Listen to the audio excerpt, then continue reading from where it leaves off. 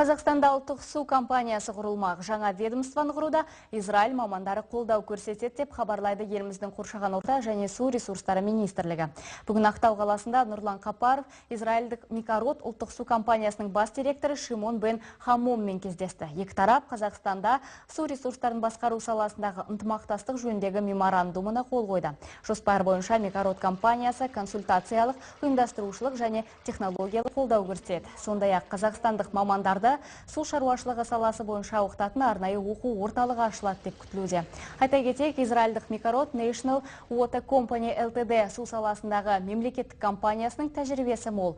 Су ресурстарын басқарудағы ұсақ-түйек жұмыстардан бастап, елді мекендерді сумен қамтамасыз ету, сарқынды суларды өңдеу және кәдеге жарату, жер асты суларын үлгілеу, су объектілерінің қауіпсіздігін және ауыл шаруашылығы мен коммуналдық салалардағы су сапасының тиісті деңгейін қамтамасыз ету сияқты жұмыстарды атқарумен шұғылданады.